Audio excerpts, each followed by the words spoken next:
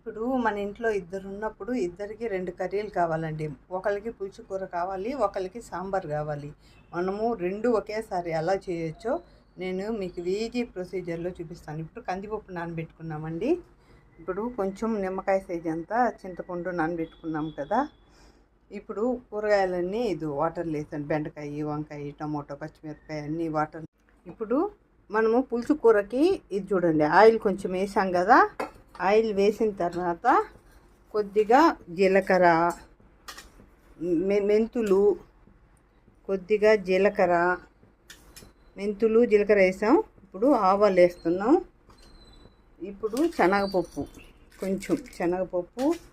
కొంచెం మినపప్పు. ఇప్పుడు మనకి చిటిపెట్ట అన్నీ వేగాయి కదండి. ఇప్పుడు మనము టమోటో, ఆనియన్, కరివేపాకు వేసుకుంటున్నాం. ఇది వేసిన తర్వాత బాగా వేగనిద్దామండి. వేగనిచ్చి ఇందులోనే ఇప్పుడు చూడండి, ఇవి వేగుతున్నాయి కదా. ఇప్పుడు ఈ మునక్కాయలు, మామిడికాయ, టమోటో, ఆనియన్ అన్నీ వేసాం కదా. వేసిన తర్వాత మనకి చూడండి మిరప్పొడి వేస్తున్నాం. చూడండి, మిరప్పొడి 2 స్పూన్లు వేసానండి. ఇప్పుడు పసుపు కొద్దిగా వేసాను. ఇప్పుడు ఈ పులుసు ఉడుకుతూ ఉంది కదండి.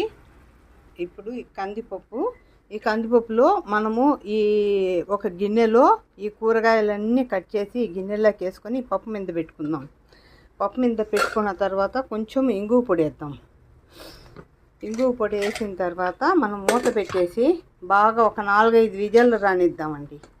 4-5 విజిల్. ఇప్పుడు మనకి మునక్కాయ మామిడికాయ కూర మనకి రెడీ అయిపోయింది.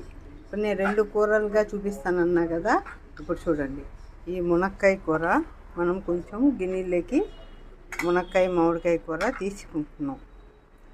కొంచెం తీసి పెట్టేసుకొని ఇప్పుడు ఈ మునక్కాయ కూర సపరేట్గా పెట్టుకుందాం. ఇప్పుడు ఫైనల్గా సాంబార్ రెడీ అయిందండి. ఇప్పుడు లాస్ట్లో చూడండి, 1 స్పూన్ నేను సాంబార్ పౌడర్ వేస్తున్నా. సాంబార్ పౌడర్ వేసుకున్న తర్వాత ఇలా కలిపెట్టేసుకొని తర్వాత కొంచెం కొత్తిమీర వేసేసుకున్నాం. కొత్తిమీర వేసేసుకున్న తర్వాత కొద్దిగా నెయ్యి వేద్దాం. ఇప్పుడు సాంబార్ పౌడరు నేను రెడీ చేసిందండి. ఇది మామూలుగా సాంబార్ పౌడరు మీరు ఇంట్లో అయినా రెడీ చేసుకునేది ఓకే, లేకుంటే ప్రియా సాంబార్ పౌడర్ అమ్ముతారు కదా, అదైనా ఓకే.